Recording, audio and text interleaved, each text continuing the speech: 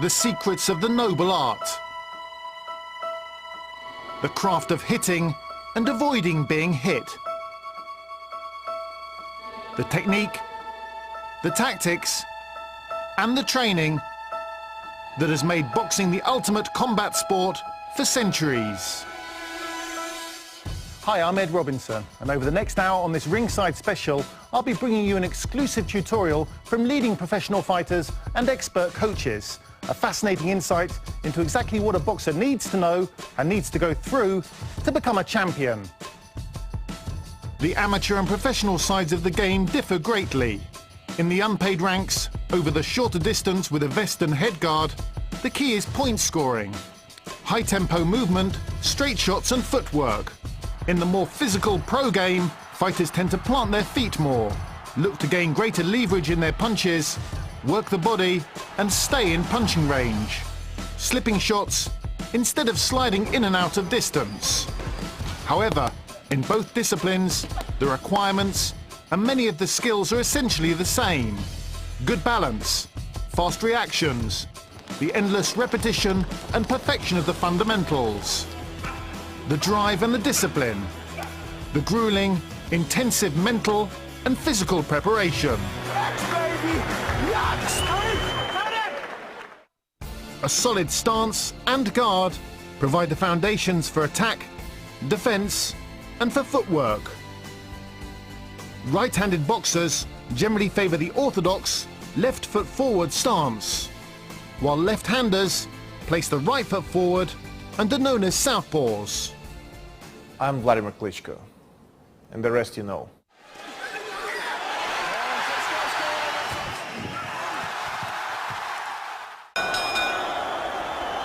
That's the stand. You can choose whatever is comfortable for you. There is no particular position. Some people say you have to put your left shoulder up, you have to put your chin down, you have to put your right hand like this and left hand like this. It looks a little bit silly. But some guys fight this way. Some other guys fight this way. You know, hands down, but you have to have good reflexes to avoid punches. So it means you have to move around with your upper body, with your head. I'm jabbing a lot with my weakest hand, left hand. And my right hand, the steel hammer, is right behind. So I'm flexible when my hands are more down and not too high up. And of course, your footwork has to be great, because if you are standing and not moving around, you're an easy target. So your hands are here, your legs are right, bent, and you feel them, that you can move around and hold the balance all of the time, and you can punch at any time you want, just like that.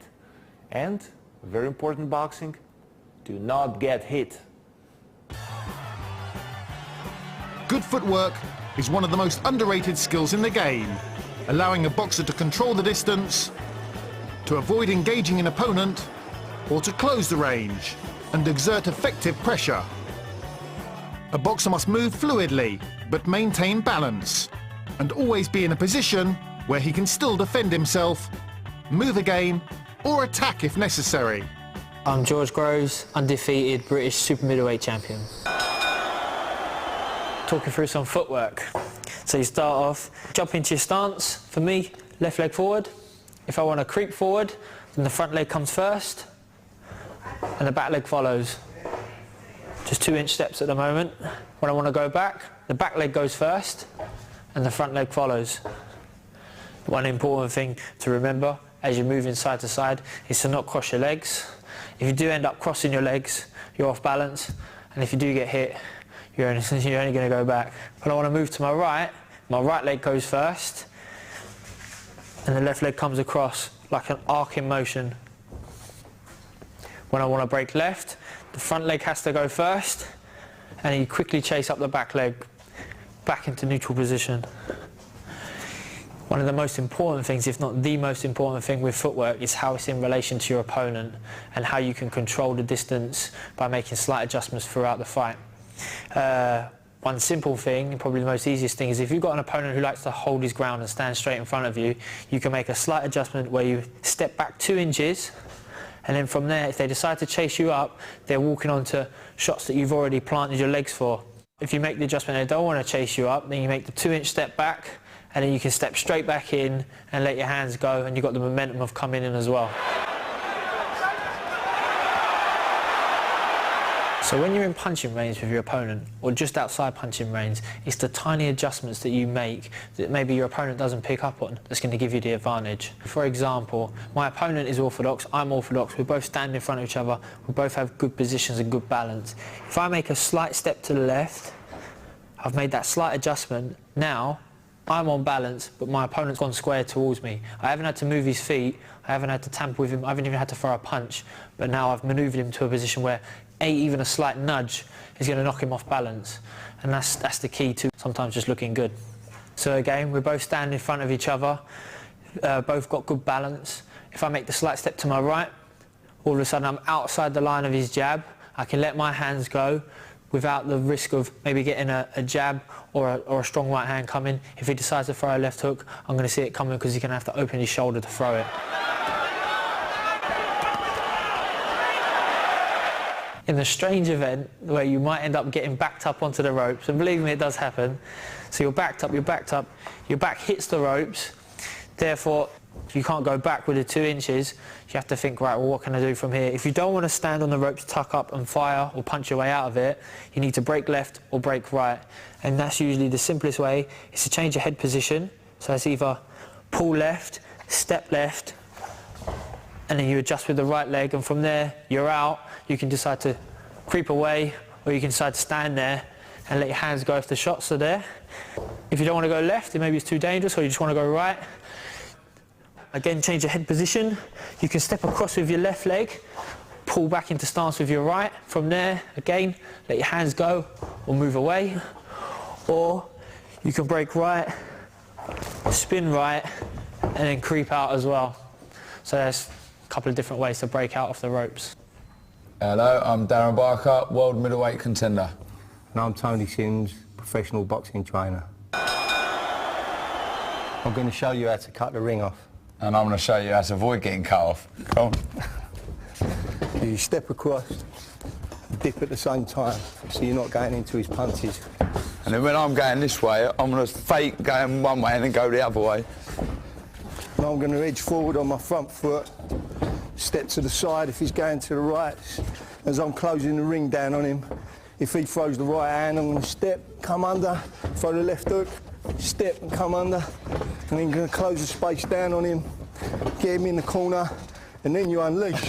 So don't let him off the corner, step out to the side there, keep him there, go to that side there, and watch these hooks coming now on him. But don't forget I taught him how to fight, and these are good shots.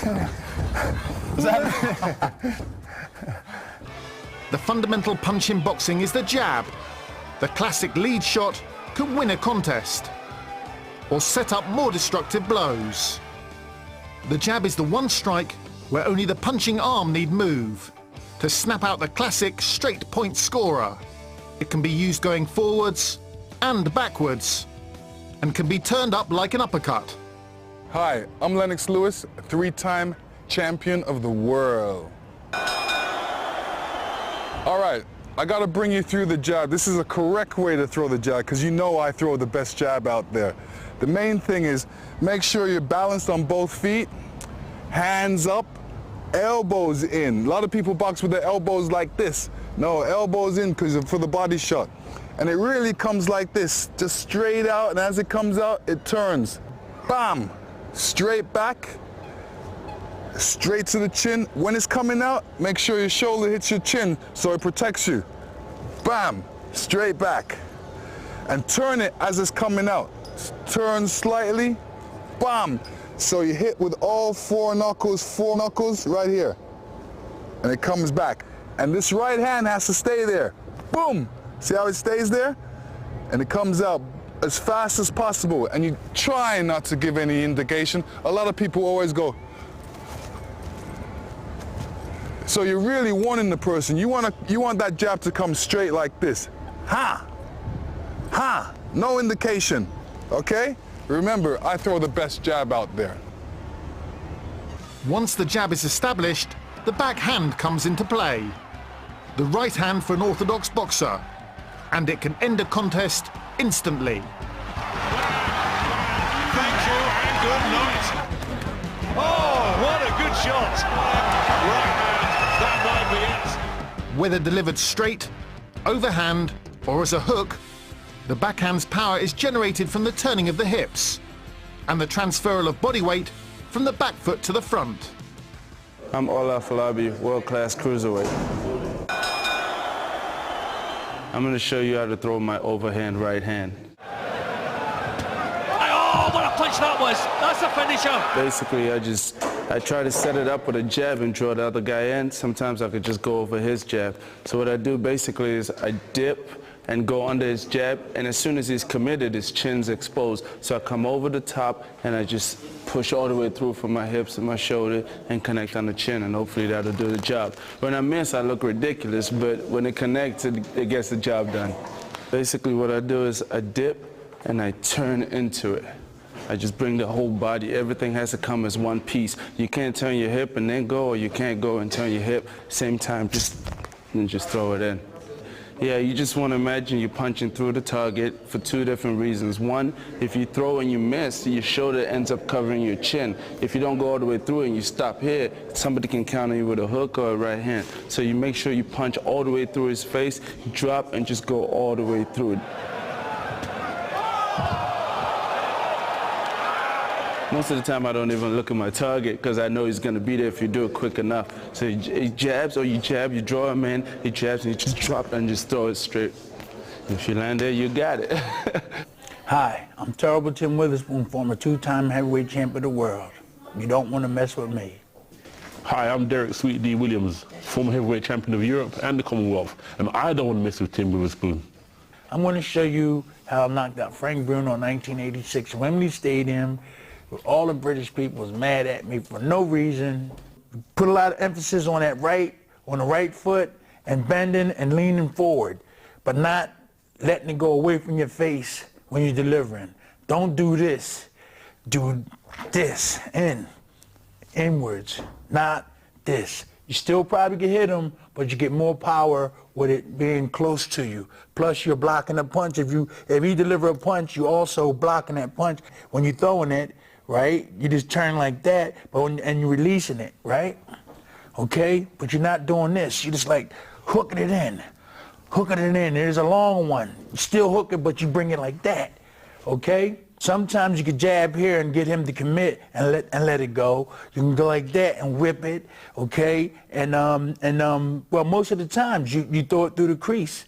When the hands is up, if his hands is that low, he's out of here. But if it's up here, sometimes you just land it in like that.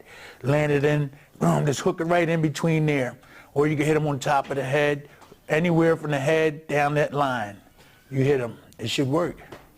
The hook from the front hand as a counter or as a lead lands like a scythe outside of the opponent's field of vision and is a concussive weapon. Oh,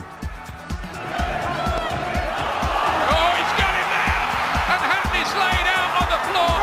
Oh, good shot, good left hand! Right on cue! When the weight is on the front foot, with the knee slightly bent, the boxer is primed to release the lead hook. The arm itself is locked, with the force generated from the hip. Hi, I'm Matthew Macklin, world middleweight contender. I'm going to talk about throwing the left hook. The way to get the power in the left hook is to put your weight on the front foot and come back across your body with your body weight, and it's the whip, it's the turning the foot that generates the most power. But you don't want to be slapping the punch. It's important to keep that stiff, keeping it strong and hard. So you put the weight on, you might slip a punch, you might have thrown a right hand. A lot of the time when you throw a right hand, you're naturally transferring the weight, and then you keep that stiff and you whip the body in. But it's important also to twist on the foot, because that's when you're just going to really plant your feet and generate the power. You hear, that's where the right hand comes, but then you hear, you're set for the left hook. Body punching saps the strength of a rival, lowers their guard to protect the midriff, and if delivered perfectly, it can have a crippling effect.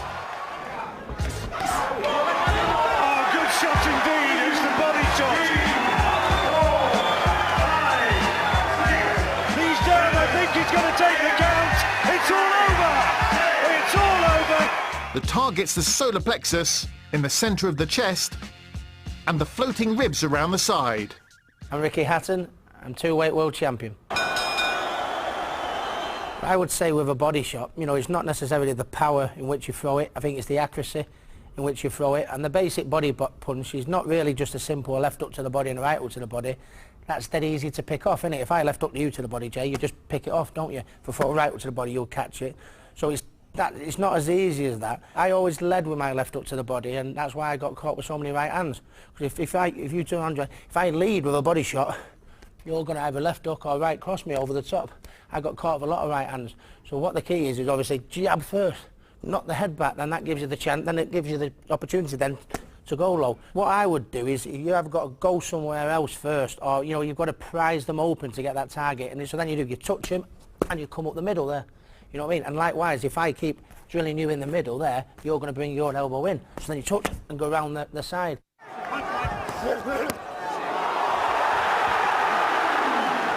If you can go to the chin first sometimes, in going to the chin, you clip. In doing that, I knock your head back. And while you're in that position, that gives you the opportunity to change the angle. And then when you change the angle, the minute you look up, you sink one in there, don't you? And likewise... Is that too hard then, or what? And likewise, the other way around. The idea is because the body, you've got a lot of arms to protect all that body, you know, and if I just wing away at you, you know, you're going to pick them off nice and easy. But if I go somewhere else first, if I go, say, there, and then there, you've got more chance of hitting the target, aren't you? You know, and as you're doing it, as you're going touch there, look at my body and my legs, you go, what you're doing, you're shifting your body weight in order to get that much more power in your shot. You get all the leverage into it, you know. It's not as easy a body shot by just simply going right, left. You've got to go elsewhere, haven't you? Make them think. Yeah. The eye-catching uppercut can be difficult to see coming and even harder to avoid. What's a hit? Throwing an uppercut exposes a target as it's thrown, and so is rarely a lead shot, but is effective as part of a combination, especially to penetrate a peekaboo, hands-up guard. It's also perfect as a counter shot, or up close. I'm Anthony Joshua, amateur super heavyweight. I'm going to show you how to throw an uppercut in two situations in the ring. Firstly, you can work on the inside in a clinch. Don't become lazy. You've got the chance of using a hook or an uppercut. So sometimes when you're on the inside, just dip your legs and drive up. So you don't use your arm. It's not an arm shot. The importance of the power coming from the foot right through to your fist and driving through his chin. So you don't want to go too wide and draw it from here. You just want to dip your legs and come up with the uppercut. Or in another situation, you can be against a surefire, someone that comes in low, so you've got an opportunity to jab, and as a counter, if you're an elusive fighter, is whip the uppercut in. Nothing too wide as you could get countered, nice and short and speed, and drive through your legs, because that's where the power is generated from. It's when shots are put together in combination with speed and variety that they are at their most effective. Chisora fancies he can take him out here. He might do too. He might be about to go like a big oak tree here. Nothing left surely. John Keane is going to step in. One punch can be relatively easy for an experienced boxer to avoid.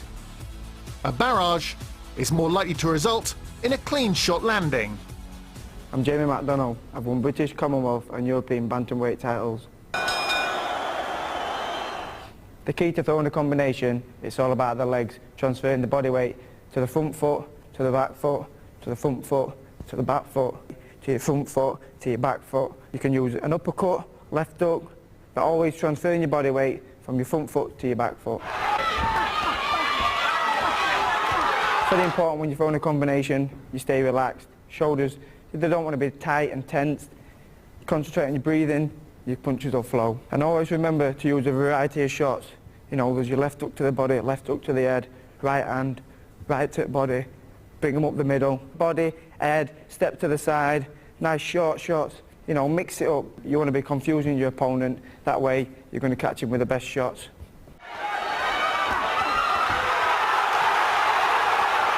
Remember, when you're throwing your shots, keep keep them short, sharp, and always remember there's something coming back, so always move your head. His way to avoid being hit is to block and parry punches behind a tight guard. Blocking allows a boxer to remain in range, poised to counter. I'm Anthony Crolla. Okay, so one of the most important things in boxing, if not the most important thing in boxing, is your defence. So now we're going to look at blocking a few shots. Okay, so first of all, a nice tight guard with a nice solid basis, yeah? If a fighter's an orthodox fighter, he's going to come with his left hand. In general, that's blocked with the right hand.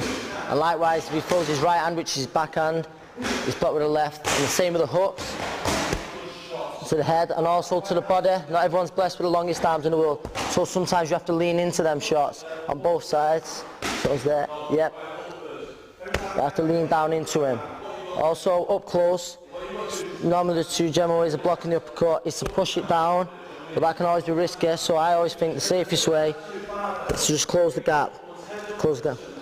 In defending a shot, everyone thinks, you know, they practice defending on the back foot a lot, but coming forward, the key to like having a good defence coming forward is staying relaxed, having the confidence in you to ride a few shots. So Scott was to throw a few shots like 1-2 left up. Now, it's just staying relaxed and just staying relaxed and coming forward and pushing forward. And likewise on the back foot, if you're tense and Scott's going to throw the same 3 shots now and I'm tense and he's going to throw him, it's like, it's you know, it looks like worse than it is. You're burning loads of nervous energy, so stay relaxed and just ride the shots out.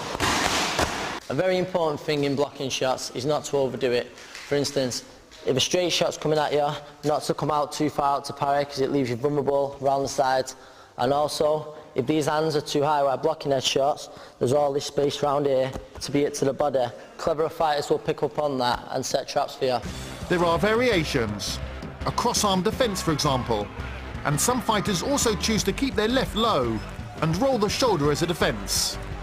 A low guard invites an attack, which often suits counterpunchers.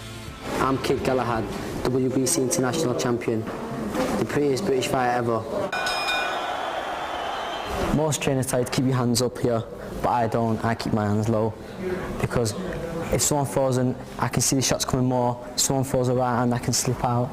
Left hand, I can slip in this way. Throws a left up, I can roll underneath here. Or all depends on what shot he's going to throw. I can see all the shots coming more. When you've got your hands up, you can't see shots coming. Uppercuts you can't see coming. All depends, but this suits my style. It doesn't suit most fighters, but it suits my style and it takes a long time and a lot of practice. Forcing an opponent to hit clean air complements blocking, utilising a half step back to avoid attacks, or using head movement to slip shots and remain in a position to counter. Let's say hi, I'm Wladimir McGirt. I am former 2-time world champion and trainer of many world champions. So let's say if you want to slip the jab, you know what I mean? I believe every fighter should have a little slight bend in their knees to make it much easier, because if your knees are straight, you have to go 1, then 2. You know what I mean? But if you got your knees slightly bent, it's just 1. You know what I mean? So if the guy shoots a jab, you can slip and step here, bam, you can counter. You know what I mean? If he shoots the right hand, you can roll under the right hand. You know what I mean? And then when you roll under, you're in position to go to the body, and then you can step out and you'll be out of range for a return shot. You know, but some guys, you know, I believe, you know, you can slip this way. You know what I mean? You can slip, depending on what kind of punch you want, the counter you want to throw. Some guys just move their head to move, but if you move it in and you say, I'm going to hit it with a right-hand counter, you slip the jab, whop, you come over top. I mean, if you want to come up the middle, you slip on the inside, come up the middle. So there's more than one way to slip the punch. You can slip it here, or you can roll with it, either one. How do you know when to slip down to the left or slip down to the right? Well, you see what the guy's giving you first. You know what I mean? So, I mean, some guys can have a fast jab and they're moving this way, and you know, you can't get away from it, so they say, I got to get on the inside. You know what I mean? So it all depends on your distance, really. You know what I mean? If you're closer here, you can slip here. If you're on the outside, then you want to slip here, boom, and counter, and then so you're able to move out before you get countered by him. So it's all about positioning, you know what I mean? And attacking from the weak side or the strong side. I'm here now, former British and European champion. The key to defense is to be unpredictable. Sometimes you could block the shot, you could slip the shot for a right hand, you could slip the shot for a body, for a head, you could slip the shot, come in on the inside and go to the head, or you could just simply step back. When you throw the jab, step back. step back, or someone can fall short and you can throw a right hand over the top. One of the forms of defence that you can work on is things like rolling the shots, like sitting down and rolling on the shots, sitting down and rolling on the shots. But at the same time, your legs got to be placed right in order for you to slip on the shot easy. Come again. See that? See the way my legs are? I'm more or less sitting down already. So when I duck, it's not much of an effort. It's just a little dip. It's a little dip. It's not a like complete sit down. It's a little dip. It's a little dip. It's a little dip, and I'm still in balance to throw back my shots. So we'll do it once again. Little dip. Able to fire back straight away, and I'm in balance. You roll with the punches. It's all like always have your head moving, like always slipping. So whatever happens, you keep focused, and your head's always on the move, In a situation where like you might get hit and get caught with a good shot. For example, if I get caught with a good shot now, and they hit me flush, and I'm hurt, the first thing you do is come in, clutch, just hold on till the ref comes in and says break, but obviously buy as much time as you can. Hi, I'm Peter Buckley, King of the Journeyman, 300 fights. Here's a few of the tricks I learned to survive them 300 fights. Slipping the right hand and blocking the left hooks. By slipping them, you're making them miss. As they unload, you walk towards them, you walk them back, breaking the momentum up. They get frustrated. And then you turn them, and you have a little walk round. Tread on the foot, and they get frustrated, they make mistakes.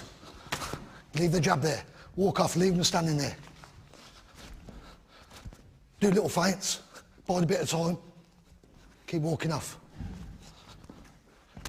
Behind your shoulder, get nice and close, because they can't punch you if they're nice and close. Behind your shoulder still, grab hold of them, walk them back, hold them, buy some time. And start again, spin off, keep breaking the momentum up. Switch southpaw, and back again, but make sure you're behind your shoulder so they can't land that right hand. That's how I managed to have 300 fights and keep me good looks. I'm getting tired now. From a tight defence, there are any number of counter-punches.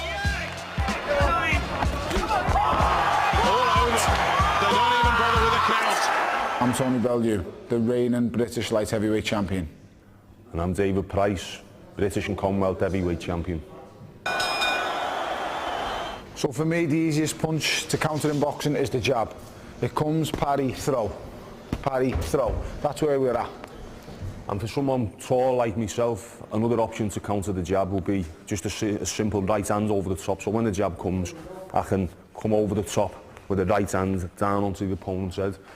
With the right hand now coming into play, we'd look at doing something like slipping the right hand and drawing David's lead. So being a shorter fighter, I would have to stay tight and get inside. Come inside, go to the body, go to the head. It comes right across you, slip, body punch, head punch. With Tony throwing the left hook, at that point, we can look at options to counter off a left hook, and one of them, for me, one of my favourites is just to catch the left hook and to fire back with my own, and block and fire, and you've got the momentum to turn the hook into the opponent, and your weight's right behind your shoulder.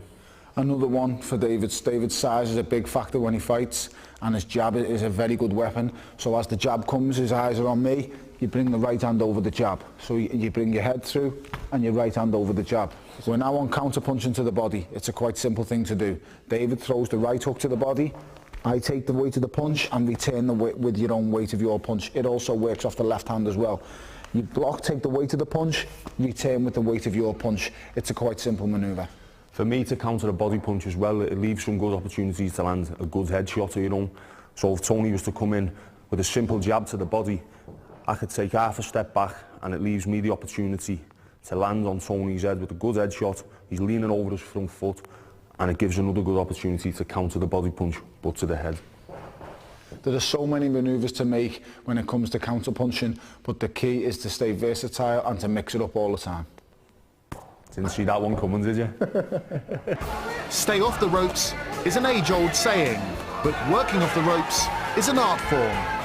Good movement from Mitchell. The punches were scoring points, but they weren't doing damage, just moving with the shots.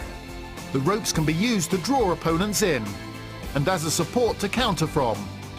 And when a fighter wants to move away, he can spin off or turn his opponent. I'm Brian Lawrence. I've been a professional trainer for over 30 years. I'm going to show you how you fight off the ropes. My right leg is back on the rope. I can feel the tension of the rope, so I know I can pull back if I need to. Although I've got my left hand down, I know I'm giving him the right hand shot, but I'm giving him that shot just so I can pull away and come over with a left hook. So I'm setting him up for that trap, but I'm comfortable on the ropes, so I'm used to sparring like this. Right, we're going to do a little bit of workout. I'm going to show you what we're going to do. There it is, there it is, there it is, there it is, there it is. Pop, come back with a left hook. So you've got to make them do this time and time again. There it is, and there it is, there it is, there it is, there it is, there it is, pop, pop, pop. See the comeback shots. To move off of the ropes now, one thing you don't do is just jump quick off the ropes so you can walk into a big shot. A quick movement, a fighter who is quick and sharp can catch you with a big shot because you just dived off the rope. So you've got to be comfortable. So if I'm going to move off the rope for enough, because I'm going to pull away and just slide away and come around. So I'm moving away from any big shot he's going to throw. I'm here again, I'll come, slide around, and turn him around that way. Otherwise, if he comes in too close to me, coming close, then I'm going to try and turn him and come off the ropes. The ability to box on the inside, known as infighting, is a deft art in itself. Caught again there. Froch going with a couple of his own. Tries to bully Ward, but Ward's having none of that at all. Holding, leaning on, pushing off, neutralising an opponent, and working inside is more than just a test of physical strength that it appears. I'm Jamie Moore, and I was in British Fight of the Year 3 times. Infighting is it's an art in itself, and first of all, you've got to start from from the outside, and you've got to get on the inside of the shots, and then as soon as you close that distance down, boom, boom, boom, you can start getting the little shots off. So from this stage, you can whip them up, boom, whip them down, but it all comes from the feet. Everything comes from the feet, so you've got to rotate, boom, whip them up, boom, boom, down, up, down, boom, little chopping shot. So you're breaking your opponent down, slowly but surely.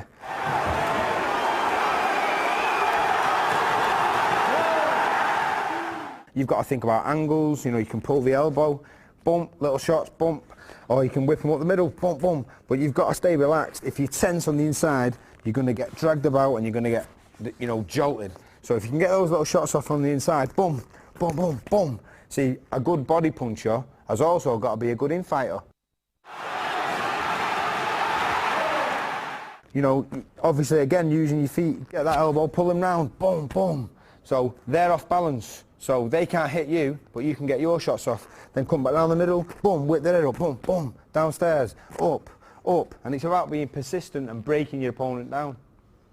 Often likened to a game of physical chess, thinking boxers feint to force a reaction that they in turn can react to. Feints, essentially feigning an attack, force an opponent to react and reveal mistakes or patterns. I'm Froch, one of Britain's best ever super middleweights. So with the feint, where you're bringing your hand up to your head, basically you're making your opponent react. So if I'm throwing a fake, there's the feint. And what that's trying to achieve is, that's trying to achieve a reaction from your opponent.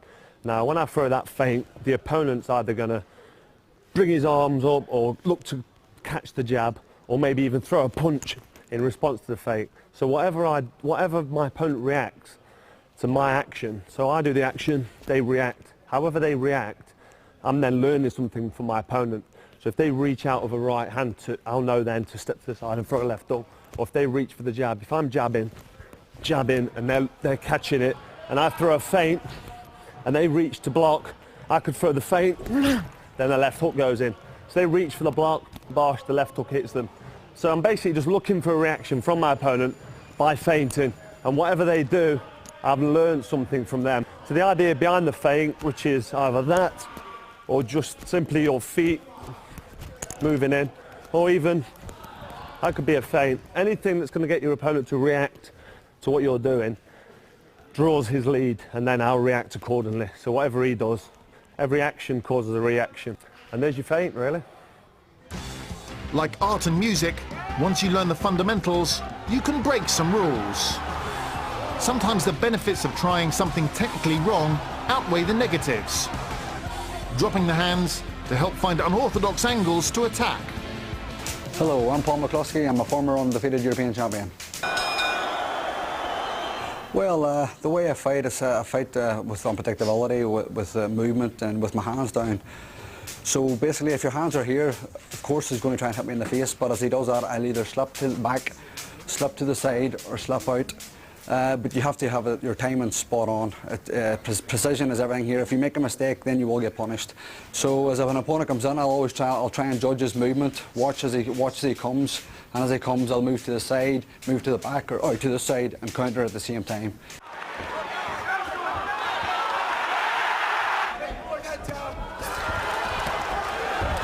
I'm judging his eyes and his feet and his body movement. As he comes to me, I will slip to the side, throw the punch. As he comes again, I'll slip straight down and to the right, come with a hook at the same time. It has to be done spot on, with precision. As I've said before, if you make a mistake, it can be punished, but if it's done right and you do it well, the result's going to be amazing. After the break, we'll look into yet another fascinating aspect of the game, the physical and mental training that is vital for a boxer's success.